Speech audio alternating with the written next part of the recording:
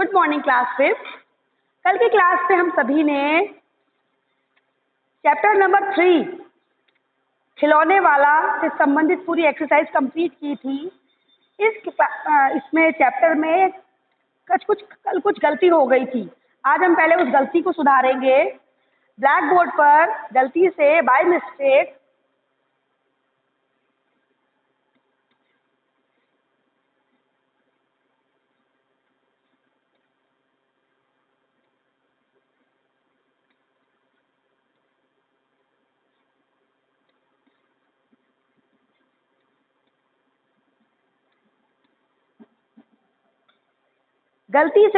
राम की माता की जगह पर राम का माता लिख गया था। सभी बच्चे इसे ठीक करके लिखेंगे, गलत नहीं लिखेंगे। ठीक है, आगे बढ़ते हैं कि चैप्टर हमारा खत्म हो गया था, पूरा फिनिश कर लिया था हमने। और इसके बाद जो हमारे सामने पेज नंबर 24, ये देखिए पेज नंबर 24 ईदगाह, ये ओनली फॉर रीडिंग चैप्टर है। हमें इसे सिर्फ पढ़ना है। इस पाठ से संबंधित कोई प्रश्न नहीं आते। ठीक है, प्रश्नोत्तर आपको नहीं करने हैं, सिर्फ इसको रीड करना है। शुरुआत करते हैं। रमजान के पूरे 30 रोजों के बाद ईद आई। आप रमजान के बारे में जानते हैं, मुस्लिम समाज में बड़े ही धूमधाम से मनाए जाने वाला त्योहार है। 30 दिन तक वो रोजे रखते हैं, सारा दिन कुछ नहीं खाते, कुछ नहीं पीते, और 30वें दिन ईद का त्योहार मनाते हैं। गांव में कितनी हलचल है, ईदगाह जाने की तैयारियां हो रही हैं। किसी के कुर्ते में बटन नहीं है, पड़ोस के घर से सुई धागा लेने दौड़ा जा रहा है। किसी के जूते कड़े हो गए, उनमें तेल डालने के लिए तेली के घर भागा जा रहा है। जल्दी जल्दी बैलों को सानी पानी दे दें, ईदगाह से लौटते लौटते दोपहर हो जाएगी। उस दिन मुस्लिम समाज में सभी लोग ईदगाह जा करके विशेष नमाज अदा करते हैं। तो सभी जगह देखने में अफरा तफरी मची हुई है। ये एक काफी पुराने जमाने की कहानी है, उस समय की कहानी है, जैसे तब की जब आपकी और हमारी तरह लोगों पे बहुत सारी चीजें उपलब्ध नहीं थी। ठीक है, आज बच्चों पे अगर जूते देखने जाए तो 5-5, 6-6 जोड़ी जूते होते हैं, पर वहां पर ऐसा नहीं था। उस समय में एक एक चीज में ही लोग अपना काम चलाते थे। तो पुराना समय है, सभी के मन में ये हलचल है कि ईदगाह मतलब जहाँ पर वो नमाज अदा करते हैं, वहां पर जाएंगे और आने में दोपहर हो जाएगी, तो सारे काम जल्दी जल्दी निपटाएं। बैलों को सानी पानी, मतलब बैलों को जो खाना देते हैं उसको सानी कहते हैं, सानी और पानी दे दें। इस तरह के बहुत से छोटे छोटे काम है दिनचर्या वाले, उन्हें वो अपने पूरे करने की कोशिश कर रहे हैं। लड़के सबसे ज्यादा प्रसन्न हैं। किसी ने एक रोजा रखा है, वो भी दोपहर तक, किसी ने वह भी नहीं, लेकिन ईदगाह जाने की खुशी उनके हिस्से की चीज है। लड़के बहुत खुश है। लड़के कौन? छोटे छोटे बच्चे। कारण, और रोजा भी सबने नहीं रखा, किसी ने एक दिन का रोजा रखा है। छोटे बच्चों के लिए थोड़ी सुविधा होती है उसमें, ऐसा कि बच्चे केवल एक रोजा रखेंगे तभी काम चल जाएगा। किसने केवल दोपहर तक का ही रोजा रखा है। लेकिन जो ईदगाह जाने की खुशी है वो उनके हिस्से की चीज है, मतलब वो उनका अधिकार है, सब वो उस पर उनका हक है। रोजे बड़े बूढ़ों के लिए होंगे, इनके लिए तो ईद है। रोजे ईद का नाम रटते थे, रोज ईद का नाम रटते थे, आज वह आ गई। अब जल्दी पड़ी है कि लोग ईदगाह क्यों नहीं चलते। आपको भी ऐसा महसूस होता होगा जब कभी आपके घर में कोई त्योहार होता होगा, तो आपको भी जल्दी मचती है कि पूरी बहुत पहले से तैयारी करते हैं। छोटे छोटे बच्चे तो खासकर, उन लोगों में एक विशेष उल्लास होता है कि हम उस त्योहार पे ये करेंगे, हम उस त्योहार पे ऐसे कपड़े पहनेंगे, मिठाइयाँ खाएंगे। तो बच्चों में बहुत ज्यादा उल्लास है, खुशी है। बार बार जेब से अपना खजाना निकाल कर गिनते हैं और खुश होकर फिर रख लेते हैं। खजाना निकाल के मतलब जो उन्हें जेब खर्ची मिली हुई है, पॉकेट मनी। महमूद गिनता है 1, 2, 10, 12, उनके पास 12 पैसे हैं। मोहसिन के पास 1, 2, 3, 8, 9, 15 पैसे हैं। इन्हीं अनगिनत पैसों में अनगिनत चीजें लाएंगे, खिलौने, मिठाइयाँ, बिगुल, गेंद और जाने क्या क्या। क्योंकि ईदगाह जा रहे हैं तो ईदगाह में मेला भी लगता है, वहां पर खरीदारी करेंगे। और सबसे ज्यादा प्रसन्न है हामिद। हामिद अपनी बूढ़ी दादी अमीना की गोद में सोता है। हामिद के पाँव में जूते नहीं हैं, सिर पर एक पुरानी धुरानी टोपी है जिसका गोटा काला पड़ गया है। मतलब वो, इस विवरण से हमें क्या पता लगता है, इन सारे बच्चों में सबसे प्रसन्न है हामिद, लेकिन वो एक वो बच्चा जो है अपनी बूढ़ी दादी अमीना की गोद में सोता है और उसके पाँव में जूते नहीं है, टोपी भी उसकी पुरानी है। इससे क्या क्या जानकारी मिल रही है कि वो बच्चा एक गरीब परिवार से संबंध रखता है। गांव से मेला चला और बच्चों के साथ हामिद भी जा रहा था। कभी सबके साथ दौड़कर आगे निकल जाते, कभी पेड़ के नीचे खड़े होकर सावधान साथ वालों का इंतजार करते। ये लोग क्यों इतना धीरे धीरे चल रहे हैं? हामिद के पैरों में तो जैसे पर लग गए हैं। पर लग गए से क्या तात्पर्य है? पर मतलब पंख।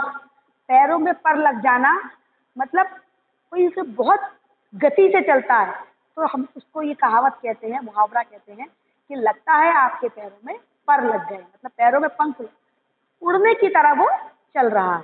तो हामिद के साथ भी यही है, वो बहुत जल्दी वहां पहुंच जाना चाहता है। कोई बहुत बड़ी उत्सुकता है जो उसे वहां जल्दी जाने के लिए प्रेरित कर रही है। शहर आ गया, बड़ी बड़ी इमारतें आने लगी। गांव के लोग हैं और शहर में ईदगाह पे मेले मेले जाना है। शहर आ गया, बड़ी बड़ी इमारतें आने लगी। ये अदालत है, ये कॉलेज है, ये क्लब घर है। इतने बड़े कॉलेज में कितने लड़के पढ़ते होंगे? सब लड़के नहीं हैं जी, बड़े बड़े आदमी हैं। सच उनकी बड़ी बड़ी मूछें हैं। छोटी छोटी चीजों को देख करके बच्चे आश्चर्यचकित हो रहे हैं कि ये अदालत है, ये अस्पताल है, ये कॉलेज है। तो जब इतना बड़ा कॉलेज देखते हैं, गांव में तो छोटा सा स्कूल होता है, तो वो आश्चर्यचकित होते हैं इसमें कितने सारे बच्चे पढ़ते होंगे। और फिर जब पढ़ते होंगे तो सारे बच्चे ही होंगे। फिर जब बच्चों को निकलते हैं उसमें से देखा तो नहीं, तो बड़े बड़े लोग हैं, इसमें तो बूढ़े भी हैं, मतलब बड़े बच्चे पढ़ते हैं, आदमी पढ़ते हैं। ठीक है, इतने बड़े हो गए, अभी तक पढ़ने जाते हैं, ना जाने कब तक पढ़ेंगे और क्या करेंगे इतना पढ़कर। हामिद के मदरसे में दो तीन बड़े बड़े लड़के हैं, बिल्कुल तीन कौड़ी के, रोज मार खाते हैं, काम से जी चुराने वाले। इस जगह भी उसी तरह के लोग होंगे और क्या। मतलब उसने अपने बाल मन से सोचा। बच्चों का दिमाग हर चीज अपनी तरह से सोचता है। तो उसने क्या सोचा कि ये बड़े बड़े लड़के कॉलेज में से जो निकल रहे हैं, इसका मेरे जो मदरसे में, गांव में जिस मदरसे में हामिद पढ़ता है, वहां पर क्या है कि दो तीन बड़े बड़े लड़के हैं और वो बहुत ही पढ़ने से काम मन चुराने वाले हैं। तो उसके दिमाग में क्या आया, ये जो कॉलेज में से बड़े बड़े मूछ वाले आदमी निकल रहे हैं और पढ़ने के लिए, तो ये भी ऐसे ही बच्चे होंगे, काम से जी चुराने वाले, पढ़ने में ध्यान ना देने वाले। सहसा ईदगाह नजर आया। नमाज खत्म हो गई है, लोग आपस में गले मिल रहे हैं। तब मिठाई और खिलौने की दुकान पर धावा होता है। धावा होता है मतलब सब उस दुकानों पर टूट पड़ते हैं, सभी को मिठाई लेने, सभी को खिलौने लेने। ग्रामीणों का यह दल इस विषय में बालकों से कम उत्साही नहीं है। यह देखो हिंडोला है, एक पैसा देकर चढ़ जाओ, कभी आसमान पर जाते हुए मालूम होंगे, कभी जमीन पर गिरते हुए। यह चरखी है, लकड़ी के हाथी। मतलब ये वहां पे जो मेले में, ईदगाह के मेले में जो चीजें वो देख रहे हैं उनका का वर्णन किया है। हिंडोला, हिंडोला का क्या मतलब है? एक बहुत बड़ा हवा में झूलने वाला झोला, और उसमें पैसे देकर, एक पैसे देकर के उसमें आप चढ़ सकते हैं, यानी कि उसका रेंट है, किराया है, वो है एक पैसे। इसी तरह से लकड़ी के हाथी, घोड़े ऊंटों के छड़ों से लटके हुए हैं। एक पैसा देकर बैठ जाओ और 2500 चक्कर का मजा लो। 2500 मतलब, यहाँ पे 2500 से मतलब केवल 25 नहीं है, कई चक्कर से है। ठीक है, महमूद और मोहसिन और नूरे और सम्मी इन घोड़ों और ऊँटों पर बैठते हैं। हामिद दूर खड़ा है, 3 ही पैसे तो इसके पास हैं, अपने कोष से 1/3 जरा सा चक्कर खाने के लिए नहीं दे सकता। छोटा बच्चा हामिद, जो कि एक बहुत ही गरीब परिवार से ताल्लुक रखता है, वो क्या सोच रहा है, बाकी बच्चे चढ़ गए, बाकी बच्चों के नाम दिए महमूद, मोहसिन और नूरे, कि सभी उस झूले में चढ़ गए। लेकिन ये बच्चा अपने अपने पैसे, जो अपना बजट है, उसको देखता है, उसके पास केवल 3 पैसे हैं। ठीक है, और वो क्या सोच रहा है कि अपना कोष, मतलब अपना खजाना, जो उसके पास प्रॉपर्टी है, पैसे हैं, उसमें से केवल ये चक्कर लगाने के लिए, मतलब अपना मन मारने की कितनी बड़ी क्षमता है उस बच्चे के अंदर। आप देखिए कि छोटा बच्चा अपना मन बहुत जल्दी नहीं मारता, लेकिन उसके अंदर कितनी गंभीरता है, कितना बड़ापन है उस छोटे से बच्चे के अंदर। कह रहा है छोटे से चक्कर लगाने के लिए मैं अपने अपने खजाने का 1/3 हिस्सा नहीं दे सकता, मेरे पास केवल 3 पैसे हैं, और अगर 1/3 दे दूंगा, मतलब कि 1 पैसा दे दूंगा झूला झूलने के लिए, तो ये गलत होगा। सब चरखियों से उतरते हैं, अब खिलौने लेंगे। उधर दुकानों की कतार लगी हुई है, कतार मतलब एक पंक्ति में दुकानें लगी हुई हैं। तरह तरह के खिलौने हैं, सिपाही और गुजरिया, राजा और वकील, भिश्ती और धोबिन और साधु। वाह, कितने सुंदर खिलौने हैं। अब बोलना ही चाहते हैं, महमूद सिपाही लेता है। अब बोलना ही चाहते हैं, से क्या तात्पर्य है, वो खिलौने इतने जीवंत हैं, ऐसा लगता है कि अभी बोल देंगे। ठीक है, मतलब इतनी कारीगरी उनकी इतनी अच्छी है कि देखने में ऐसा प्रतीत होता है कि वो अभी बस बोल देंगे, बिल्कुल जीवित प्रतीत होते हैं। महमूद सिपाही लेता है, खाकी वर्दी और लाल पगड़ी वाला, कंधे पर बंदूक रखे हुए, मालूम होता है अभी कवायद किए चला जाएगा। कवायद का मतलब होता है परेड। ठीक है, आप मार्च पास्ट करते हैं उसे कहते हैं कवायद। ये उर्दू से संबंधित शब्द हैं। मोहसिन को भिश्ती पसंद आया, कमर झुकी हुई है, ऊपर मशक रखे हुए है, मशक का मुंह एक हाथ से पकड़े हुए है, बस मशक से पानी उड़ेलना ही चाहता है। नूरे को वकील से प्रेम है, कैसी विद्वता है उसके मुख पर, मतलब विद्वता मतलब उसके चेहरे से पता लग रहा है कि उसके अंदर कितना ज्ञान है, वो कितना ज्ञानी है। उसके मुख पर काला चोगा, नीचे सफेद अचकन, अचकन के सामने की जेब में घड़ी, सुनहरी जंजीर, एक हाथ में कानून का पोथा लिए हुए, मालूम होता है अभी किसी अदालत से जिरह या बहस किए चले आ रहा है। जिरह का मतलब बहस ही होता है। तो ये वकील का जो उस समय वकील कपड़े पहनते थे, जो वकीलों का ड्रेस कोड होता था, उसका वर्णन किया गया है। ठीक है, ये सब दो दो पैसे के खिलौने हैं, हामिद के पास कुल 3 पैसे हैं। वो फिर हिसाब लगा रहा है, इतने महंगे खिलौने वह कैसे ले, खिलौना कहीं हाथ से छूट पड़े तो चूर चूर हो जाएगा, जरा पानी पड़े तो सारा रंग धुल जाए, ऐसे खिलौने लेकर वह क्या करेगा। लेकिन ललचाई हुई आंखों से खिलौनों को देख रहा है और चाहता है कि जरा देर के लिए हाथ में ले सकता। बच्चे की मानसिकता यहाँ आपको समझने वाली बात है।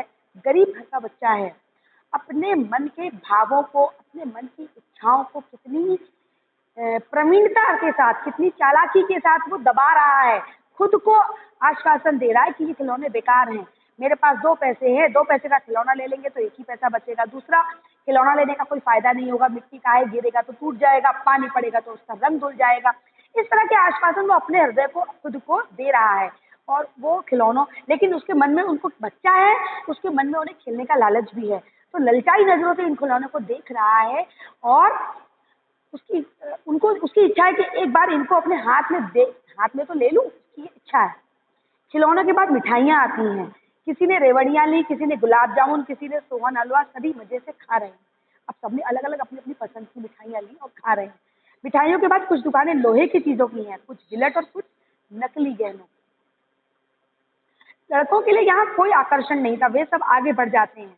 हामिद लोहे की दुकान पर रुक जाता है। जहाँ सारे बच्चों के लिए आकर्षण था, वहाँ उस बच्चे ने कुछ नहीं लिया।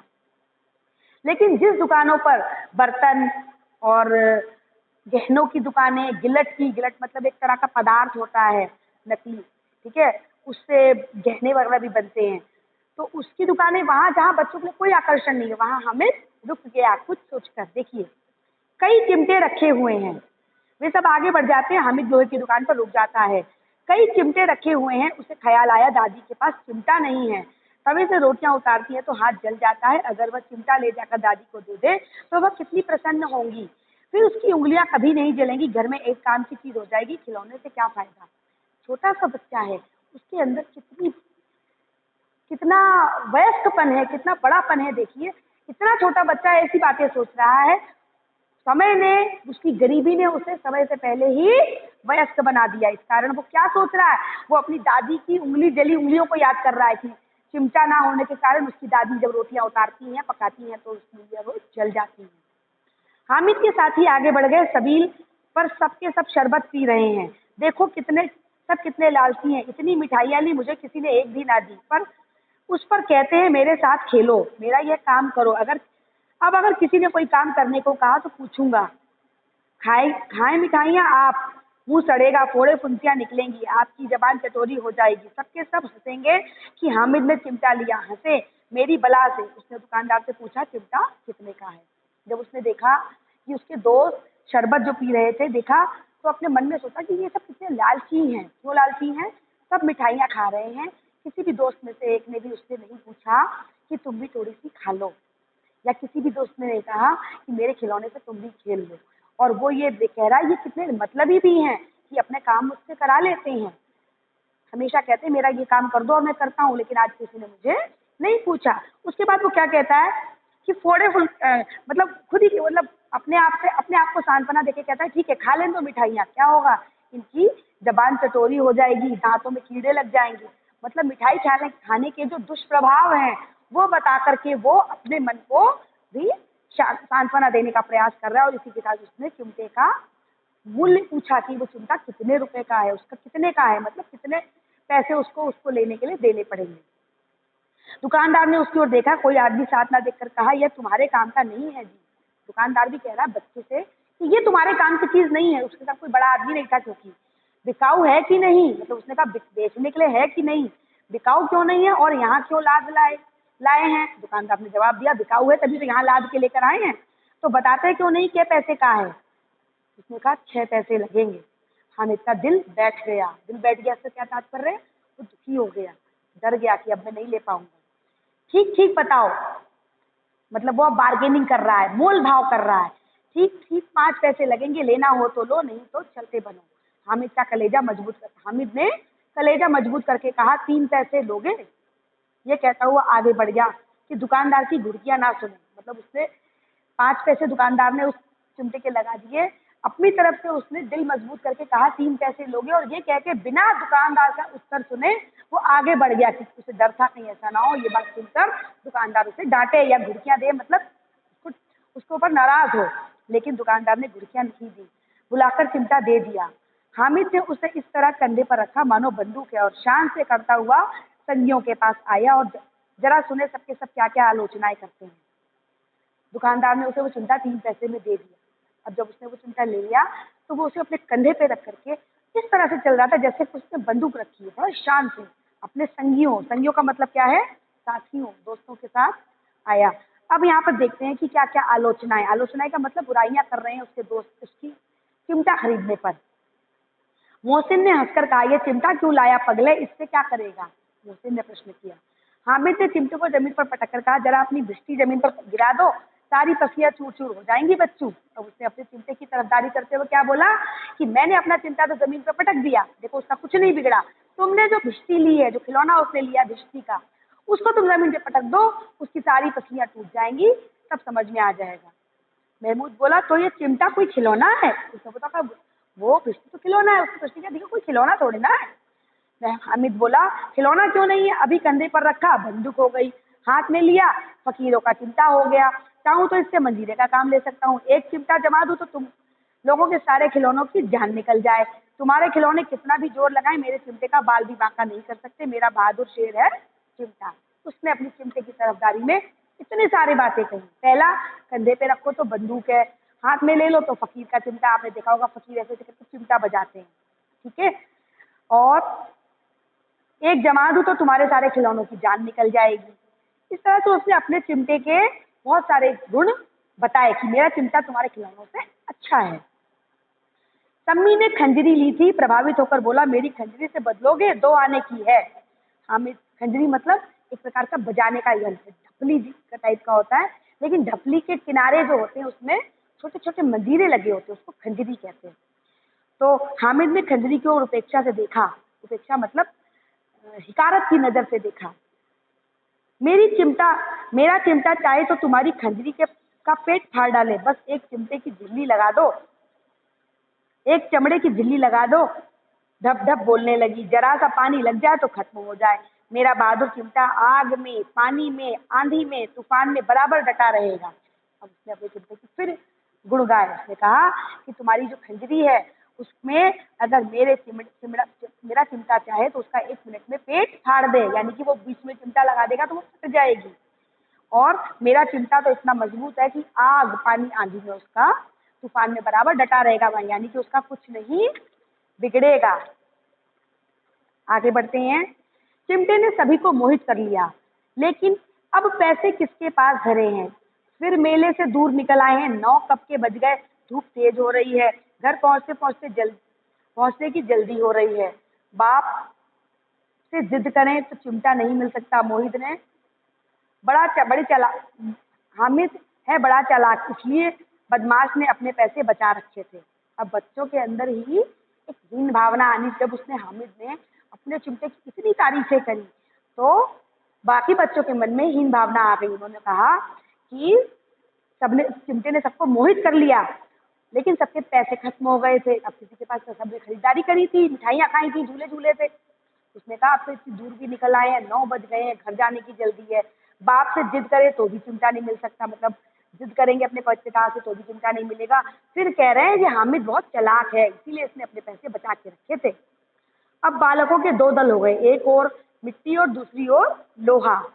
अगर कोई शेर आ जाए, मियाँ भिश्ती के छक्के छूट जाएं, मियाँ सिपाही मिट्टी की बंदूक छोड़कर भागें, वकील साहब की नानी मर जाए, चोंगे में मुंह छुपाकर जमीन पर लेट जाएं, मगर ये चिमटा, ये बहादुर, ये रुस्तमे हिंद लपक कर शेर की गर्दन पर सवार हो जाएगा और उसकी आंखें निकाल लेगा। बच्चों के 2 गुट बन गए, एक गुट जो मिट्टी के खिलौनों के पक्ष में था और एक गुट जो लोहे के चिमटे के पक्ष में था। और किस तरह से अपने अपने खिलौनों को, लोहे के चिमटे को वो श्रेष्ठ साबित कर रहे थे, इस पूरे पैराग्राफ में इसका वर्णन किया गया है। मोहसिन ने एड़ी चोटी का जोड़ लगाकर कहा, अच्छा पानी तो नहीं भर सकता। हामिद ने चिमटे को सीधा खड़ा करके कहा, भिश्ती को एक डांट बताएगा तो दौड़ा हुआ पानी लाकर द्वार पर छिड़कने लगेगा।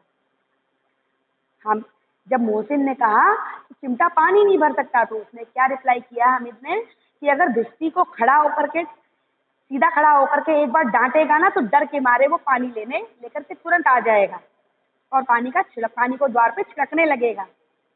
मोहसिन परास्त हो गया। अब महमूद ने कुमुक पहुंचाई, अगर बच्चू पकड़े जाएं तो अदालत में बंधे बंधे फिरेंगे, फिर वकील साहब के ही पैरों पड़ेंगे। उसने कहा कि अगर बच्चू पकड़े जाएं या कहीं पे फंस जाएं तो क्या होगा, सीधे अदालत में बंधे बंधे फिरेंगे, लेकिन तब काम कौन आएगा, वो वकील यानी कि जो उसने खिलौना लिया था, तब वकील के ही पैर पड़ेंगे। हामिद इस पर प्रबल तर्क का जवाब ना दे सका। उसने पूछा, हमें पकड़ने कौन आएगा? नूर ने अकड़ कर कहा, यह सिपाही बंदूक वाला। जब उसने कहा कि वकील के पैर पड़ेंगे, तो उस वक्त हामिद को सीधा उत्तर नहीं सूझा, पर उसने ये प्रश्न किया कि हमें पकड़ने कौन आएगा? तो दूसरे बच्चे ने, नूरे ने, जिसने सिपाही खरीदा, तो उसने कहा, ये बंदूक वाला सिपाही। हामिद ने मुझे लाकर कहा, यह बेचारे हम बहादुर रुस्तमे हिंद को पकड़ेंगे। अच्छा लाओ, अभी जरा कुश्ती हो जाए, इसकी सूरत देखकर दूर भागेंगे। पकड़ेंगे क्या बेचारे? उसने सिपाही की तरफ इशारा किया। उसने बोला कि हम बहादुर रुस्तमे हिंद का मतलब यहाँ पर है एक टाइटल है कि हिंदुस्तान में सबसे ज्यादा बलशाली जो है उसको एक टाइटल दिया गया, एक पदवी दी गई, रुस्तमे हिंद। तो ये जो बच्चा है हामिद, चिमटा लेने के बाद खुद को रुस्तमे हिंद डिक्लेयर कर रहा है कि जैसे आपने देखा होगा कि एक पदवी दी जाती, बड़े गामा पहलवान हो, जैसे कहते हैं, उसी तरह से बड़े रुस्तमे हिंद हो। तो जब इसने बोला, तो इसका मतलब उसने कहा कि ये सिपाही तुम्हारा मुझे पकड़ेगा, हम रुस्तमे हिंद, एक बार हम इसको दूर से देखकर ही, इसकी सूरत देखकर ही पकड़ेंगे क्या बेचारे, ये तो सूरत देखकर ही भागेंगे। क्यों भागेंगे? क्योंकि मेरे हाथ में चिमटा है। मोहसिन को एक नई चोट सूझी, तुम्हारे चिमटे का मुंह रोज आग में जलेगा। उसने फिर एक विकल्प उसको बताया, एक पॉइंट, कि तुम्हारे चिमटे का तो मुंह रोज आग में जलेगा। उसने समझा था कि हामिद लाजवाब हो जाएगा। लाजवाब मतलब निरुत्तर, उसके पास कोई जवाब ना हो या किसी का कोई जवाब ना हो, लेकिन यह बात ना हुई। हामिद ने तुरंत जवाब दिया, आग में बहादुर ही कूदते हैं जनाब, आग में कूदना वह काम है जो रुस्तमे हिंद ही कर सकते हैं। उसने इस बात का भी बड़ा ही अच्छा उत्तर दिया। उसने कहा, आग में कूदना तो बहादुर बच्चों का काम है, और वो जो वही कूदते हैं जो रुस्तमे हिंद होते हैं। हर कोई आग में नहीं कूद सकता, इसका मतलब मेरा चिमटा रुस्तमे हिंद है। महमूद ने एक जोर लगाया, वकील साहब कुर्सी मेज पर बैठेंगे, तुम्हारा चिमटा तो बावर्ची खाने में जमीन पर पड़ा रहेगा। बावर्ची खाना मतलब रसोई घर। शब्दार्थ कराऊंगी, एक साथ जो कठिन शब्द हैं इन्हें अंडरलाइन करते रहें ताकि आपको आगे चल के सुविधा हो, क्योंकि इस चैप्टर से प्रश्नोत्तर या कोई एक्सरसाइज नहीं है, और अगर किसी शब्द का मतलब समझ में नहीं आ रहा तो तुरंत से तुरंत उसका अर्थ आप मुझसे पूछें। कुछ कठिन शब्द इस चैप्टर पे हैं, उर्दू से संबंधित पाठ है, तो इसमें आप साथ के साथ अपनी अपनी परेशानियां हल करते रहें, या तो मुझे व्हाट्सएप के माध्यम से सूचित करें। इस तर्क से सम्मी और नूरे को भी सजीव कर दिया। इस तर्क ने सम्मी और नूरे को भी सजीव कर दिया, मतलब वो भी एक्टिव हो गया। कितने ठिकाने की बात कही है पट्टे ने, चिमटा बावर्ची खाने में पड़े रहने के सिवा और क्या कर सकता है, उसने भी इस बात के लिए बोला।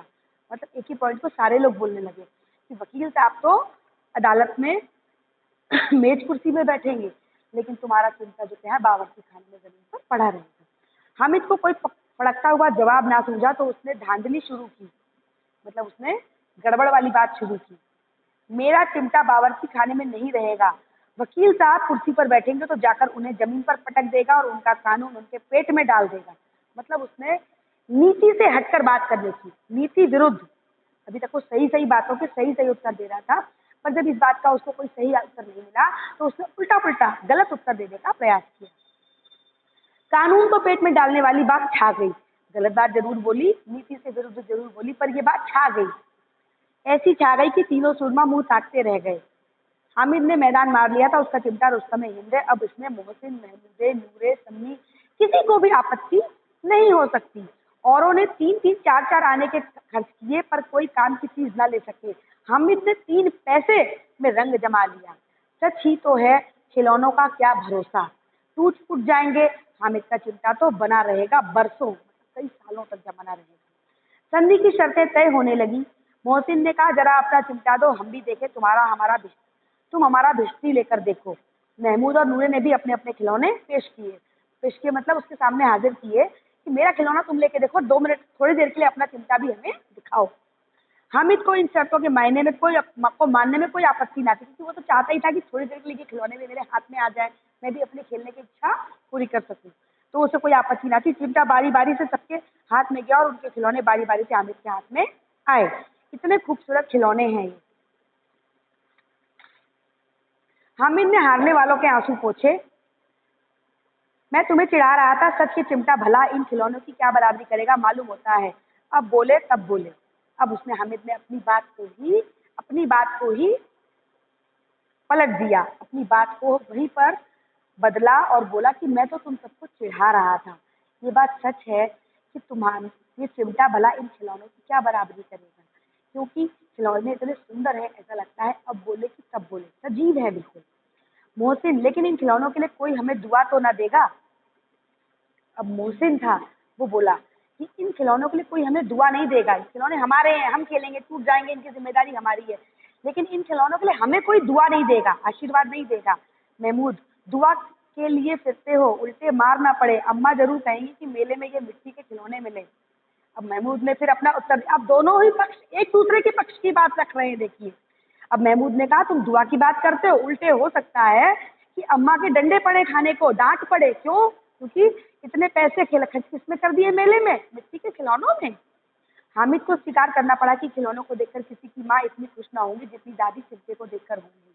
फिर अब तो चिमटा रुस्तम हिंद और सभी खिलौनों का बादशाह, मतलब फाइनली सबकी सहमति से, सभी बच्चों के सहमति से अब जो चिमटा था सभी खिलौनों में श्रेष्ठ साबित हो गया। रास्ते में महमूद को भूख लगी, उसके बाप ने केले खाने को दिए थे। महमूद ने केवल हामिद को साझी बनाया, उसके अन्य मित्र मुंह ताकते रह गए। यह उस चिमटे का प्रसाद था।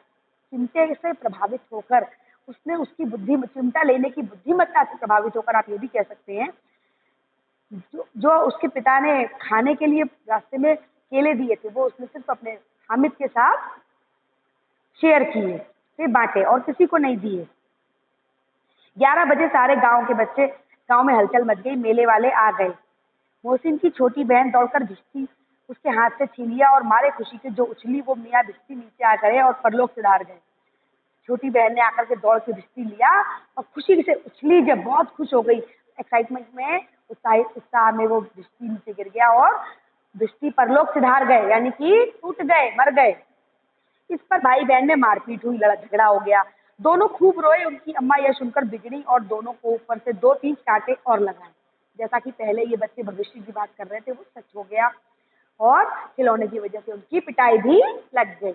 मियाँ नूरे की वकालत का अंत इससे ज्यादा गौरवमय हुआ। वकील जमीन पर या ताक पर तो नहीं बैठ सकता। दीवार में 2 खूंटियां गाड़ी गई, उन पर लकड़ी का एक पटरा रखा गया, पटरे पर कागज का कालीन बिछाया गया। वकील साहब राजा भोज की भांति सिंहासन पर विराजे। नूरे ने उन्हें पंखा झलना शुरू किया। मालूम नहीं पंखे की हवा से या पंखे की चोट से वकील साहब का चोला माटी में मिल गया। फिर बड़े जोर शोर और मातम हुआ और वकील साहब की अस्थि घूरे पर डाल दी गई। बड़े व्यंग्यात्मक तरीके से वकील नाम का जो वकील के रूप में खिलौना लाया था नूरे, उसका वर्णन किया गया कि उसका अंत कैसे हुआ। उसने क्या किया कि ये जो वकील है वो दीवार पर या इस पे नहीं रख सकते, उसने दीवार पे 2 खूंटियां गाड़ी और उस पर कागज की कालीन बिछाई, मतलब उस पर एक कागज बिछाया और उसके ऊपर अपने वकील को रखा। लेकिन जैसे ही उसने उस पर पंखा जला तो पता नहीं, और उस पर बिल्कुल राजा भोज की तरह एक सिंहासन पे उन्होंने उसको बिठाया और बिठा करके उस पर अपने वकील को बिठाया। और उसके बाद बड़े ही मन से उसके ऊपर पंखा जलने लगा, हवा करने लगा। पंखा जलना शुरू किया, मालूम नहीं पंखे की हवा से या पंखे की चोट से पंखा उसको लग गया या पंखे की हवा लग गई। वकील साहब का चोला माटी में मिल गया, यानी कि वो गिर गए और वो भी टूट गया, बेकार हो गया। उसकी अस्थियां घूरे पर डाल दी गई। घूरे का मतलब होता है जहाँ जानवरों का गोबर फेंका जाता है गाँवों में, देहातों में, तो उस जगह पर उसको फेंक दिया गया मिट्टी में मिलाने के लिए। अब रहा महमूद का सिपाही, उसे चटपट गांव का पटरा पहरा देने का चार्ज मिल गया, लेकिन पुलिस का सिपाही पालकी पर चलेगा। एक टोकरी आई, उसमें लाल रंग के फटे पुराने चीथड़े बिछाए गए जिसमें सिपाही साहब आराम से लेटे। नूरे ने यह टोकरी उठाई और अपने द्वार पर चक्कर लगाने लगे। महमूद ने जो सिपाही लिया था उसकी ड्यूटी लगा दी पहरेदारी के लिए, लेकिन पुलिस का सिपाही है तो पालकी पर चलेगा, तो उसके लिए टोकरी आई, उसको पुराने कपड़े से सजाकर पालकी के रूप में सजाया गया। ठीक है, और आराम से सिपाही उसमें लेटे। नूरे ने ये टोकरी उठाई और अपने द्वार पर चक्कर लगाने लगा जैसे कि सिपाही चल रहा हो। उनके दोनों छोटे भाई सिपाही की तरह छोने वाले जागते रहो पुकारते रहे। देखिए, छोने वाले जागते रहो से क्या तात्पर्य है, वो छोटे बच्चे हैं, सोने वाले को तुतलाहट की भाषा में छोने वाले कहते हैं। ठीक है, महमूद को ठोकर लगी जाती है, टोकरी उसके हाथ से छूटकर गिर पड़ती है और मियां सिपाही अपनी बंदूक लिए जमीन पर आ जाते हैं और उनकी एक टांग में विकार आ जाता है। विकार मतलब कमी, ठीक है, टूट जाती है, कोई उसमें डिफेक्ट आ जाता है, कमी आ जाती है। महमूद को आज ज्ञात हुआ कि वह अच्छा डॉक्टर है। उसको ऐसा मरहम मिल गया जिससे वह टूटी टांग को अपने आनंद आनंद फानन में जोड़ सकता है। टांग जोड़ दी जाती है, लेकिन सिपाही को जो ही खड़ा किया जाता है टांग जवाब दे देती है। मतलब उसने कुछ ऐसा प्रकार उसने किया कि टांग को जोड़ने का प्रयास किया, उसे एहसास हुआ कि वो एक डॉक्टर है। बाल मन की इसमें वो दी गई है, अभिव्यक्ति करी गई है कि वो अपने मन में क्या सोच रहा है ये काम करते हुए। लेकिन जैसे ही वो टूटी टांग वाला जोड़ने के बाद उसको खड़ा किया जाता है, टांग फिर टूट जाती, जवाब दे देती है। शल्य क्रिया असफल हुई। शल्य क्रिया का मतलब होता है सर्जरी जिसे कहते हैं, हिंदी में कहते हैं शल्य क्रिया और इंग्लिश में कहते हैं सर्जरी, ऑपरेशन। ठीक है, और जब किसी का ऑपरेशन करते हैं उसको बॉडी को कट करके वो ऑपरेशन, शल्य क्रिया मतलब मेडिकल सर्जरी, तब उसकी दूसरी टांग भी तोड़ दी जाती है। कि पहली टांग जो उसकी सर्जरी उसने की थी, जोड़ने का प्रयास, वो टूट गई थी, तो उसने क्या किया, उस बच्चे ने उसकी दूसरी टांग भी तोड़ दी। अब कम से कम एक जगह आराम से बैठ तो सकता है, मतलब उसकी दुर्दशा हो गई। अब मियाँ हामिद का हाल सुनी जो चिमटा लेकर आए थे। अमीना उसकी आवाज सुनते ही दौड़ी और उसे गोद में उठाकर प्यार करने लगी। अमीना कौन है? हामिद की दादी। सहसा उसके हाथ में चिमटा देखकर वह चौंकी। ये चिमटा कहाँ था? मैंने मोल लिया है। मोल लिया है मतलब खरीदा है। कितने पैसे में? दादी ने प्रश्न किया। उसने उत्तर दिया 3 पैसे में। अमीना ने छाती पीट ली, मतलब उन्हें बहुत दुख हुआ। छाती पीटने का मतलब दुख प्रकट करना। यह कैसा बेसमझ लड़का है कि दोपहर हुआ कुछ खाया न पिया, लाया क्या है ये चिमटा। तो गुस्सा आया उस समय, कैसा बेसमझ लड़का है कि दोपहर का समय होने को आ रहा है, न कुछ खाया है न पिया है और ये चिमटा लेकर आया है। सारे मेले में तुझे और कोई चीज ना मिली जो ये लोहे का चिमटा उठा लाया? भिड़क रही है दादी, डांट रही है। हामिद ने कहा, तुम्हारी उंगलियां तवे से जल जाती थी इसलिए मैंने इसे ले लिया। बुढ़िया का क्रोध तुरंत स्नेह में बदल गया। जो बूढ़ी अम्मा थी, दादी थी अमीना, उनका जो गुस्सा था एकदम से त्वरित क्रोध तो था, वो स्नेह में बदल गया, प्यार में बदल गया। क्यों? बच्चे में कितना त्याग, कितना सद्भाव और कितना विवेक है। छोटा सा बच्चा है, उसके अंदर इतने बड़े बड़े गुण हैं। दूसरों को खिलौने लेते और मिठाई खाते देखकर इसका मन कितना ललचाया होगा। वहां भी इसे अपनी बुढ़िया दादी की याद बनी रही। मतलब इतनी सारी रंगीनियों में, इतनी रोशनी में, अपनी पसंद की चीजों के बीच में इसे अपनी बुढ़िया दादी की याद बनी रही। यह बात सुनकर के वो जो अमीना दादी थी, उनका मन गदगद हो गया। वो भावुक हो गई, खुश हो गई, प्रसन्न हो गई, बहुत ज्यादा उनके अंदर खुशी भर गई। वह रोने लगी, इतनी खुश हो गई कि खुशी होकर रोने लगी, भावुक हो गई। दामन फैलाकर हामिद को दुआएं देती हुई बोली कि आंसू की बड़ी बड़ी बूंदें गिरा। दामन फैलाकर हामिद को दुआएं देती जाती थी और आंसू की बड़ी बड़ी बूंदें गिराती जाती थी। मतलब वो रोती जा रही थी, इतनी खुश थी, खुशी के कारण वो भावुक हो गई थी, रोती जा रही थी और दामन फैलाकर, मतलब अपने साड़ी का या अपने आंचल का को फैलाकर ईश्वर से अपने बेटे के लिए, अपने पोते के लिए दुआ मांगती जा रही थी और साथ में साथ रोती जा रही थी। मुंशी प्रेमचंद्र, नीचे प्रेमचंद्र लिखा है, पेज नंबर 31 पे देखें, लेखक का नाम लिखा है प्रेमचंद्र। बहुत ही भावुक कथा है, बहुत ही समझने वाली कथा है, के द्वारा लिखित ये छोटी सी स्टोरी, छोटी नहीं है तो बड़ी, लेकिन बहुत ही प्यारी सी स्टोरी आपने आज पढ़ी और मैं समझती हूँ इससे आपने बहुत कुछ सीखा भी होगा। अपनी प्राथमिकताओं को समझते हुए उस बच्चे ने कैसे अपनी इच्छाओं का दमन किया, ये इस बच्चे से सीखने वाली बात है कि हम अपने जीवन में अपनी प्राथमिकताओं को चुनें। जब हमारे पास बहुत सारी चीजें हों तो हम प्राथमिकता के हिसाब से अपने विकल्प को चुनें, ये जीवन में बहुत जरूरी है। ये एक बहुत बड़ी शिक्षा दी गई है इस पाठ के माध्यम से। आप ठीक है, आगे बढ़ते हैं। पेज नंबर 32 पर एक एक्टिविटी दी गई है क्लास 6। ये एक्टिविटी आपको घर पे करनी है, करके देखिए, बहुत ही मजा आएगा। जिसमें सामान लगेगा, एक रुमाल, धागे के 4 टुकड़े और एक पत्थर। बनाने का तरीका भी दिया है इसको। समान लंबाई के धागे के चारों टुकड़ों को रुमाल के चारों कोनों से बांधें, रुमाल के चारों कोनों के बीच तक मोड़ें। चारों धागों से पत्थर बांधने से पहले ये निश्चित कर ले कि उनकी लंबाई एक समान हो। अब इसे आकाश की ओर जोर जोर से उछालो और इसके धीमे धीमे तैरते हुए नीचे आने का मजा लो। ठीक है, एक एक्टिविटी दी गई है। रुमाल की जगह प्लास्टिक की शीट या हवाई छतरी बनाकर देखो। इसमें आपको एक, इसके माध्यम से आपको एक और भी नॉलेज देने की, ज्ञान देने का प्रयास किया गया है। वो क्या है? क्या ये पैराशूट चंद्रमा पर जहाँ बिल्कुल हवा नहीं होती काम करेगा? अगर रुमाल के बीच एक छेद हो तो क्या ये पैराशूट काम करेगा? 2 प्रश्न दिए गए आपको इसमें से। क्या ये पैराशूट चंद्रमा पर जहाँ बिल्कुल हवा नहीं होती काम करेगा? नहीं करेगा, क्योंकि उस हवा में, उस रुमाल में या पॉलिथीन के अंदर जब हवा भर जाती है तभी वो धीमे धीमे नीचे उतर के आता है। अगर उसके अंदर हवा ही नहीं भरेगी तो वो नीचे उतर कर एकदम से आ जाएगा, धीमे धीमे करके नहीं आएगा। दूसरा प्रश्न दिया है, अगर रुमाल के बीच एक छेद हो तो क्या ये पैराशूट काम करेगा? इसका उत्तर भी वही है। जैसे जैसे हवा निकल जाएगी, पैराशूट जो आपका जो है बहुत जल्दी से नीचे आ जाएगा। उसके नीचे आने की रफ्तार जो धीमी थी वो बढ़ जाएगी, या एकदम से नीचे भी आ सकता है। छेद अगर बहुत बड़ा है, उसमें हवा ना बनी, अंदर इकट्ठा ना हुई, तो वो एकदम से अंदर भी नीचे आ सकता है। ठीक है, इस चैप्टर की हमने रीडिंग कर ली है। अब हमारा कल के लिए जो काम है, पाठ 4 नन्हा फनकार। ठीक है, इसकी रीडिंग करेंगे और उसके बाद इसके कठिन शब्द प्रश्नोत्तर पे काम करेंगे। तो कल के लिए नन्हा फनकार पहले से इसकी रीडिंग करके तैयार करें और मैं कल इसकी आपको रीडिंग करके उच्चारण सहित करवाऊंगी, समझाऊंगी। आज के लिए इतना ही काम है, काफ़ी है। अगर इस कहानी से कुछ शब्द आपको समझ में ना आए हैं तो आप मुझे प्रश्न पूछ सकते हैं, आप उनके उत्तर मुझसे ले सकते हैं। Thank you.